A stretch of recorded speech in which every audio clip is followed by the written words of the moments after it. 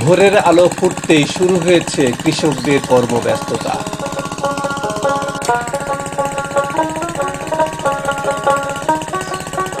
গায়ে কাদামাটি, পায়ে কাদায় ভরা, তবুও মুখে ক্লান্তির ছাপ নেই।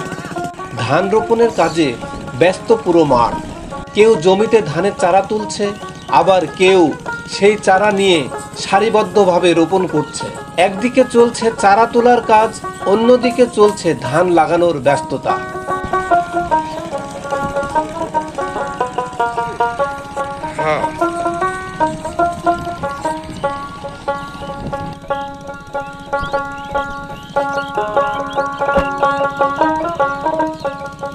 কাজের ফাঁকে একটু বিশ্রাম আর সকালের খাবার।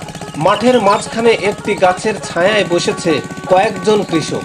সবার গায়ে কাদা, হাতে মাটির ছাপ, কিন্তু এই কাদামাটি যে তাদের জীবনের সঙ্গে মিশে আছে।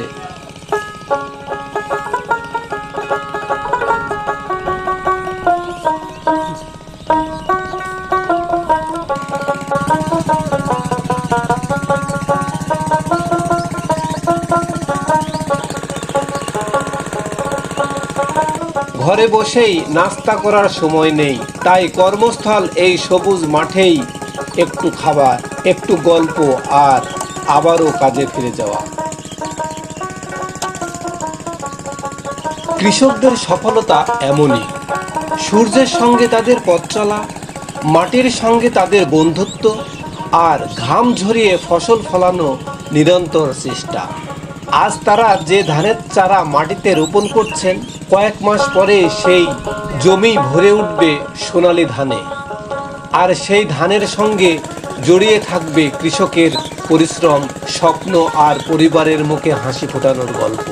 মাঠের কাদামাটিতে বসে খাওয়া এই সামান্য খাবারটুকুই যেন কৃষকের কাছে দিনের সবচেয়ে বড় শক্তি।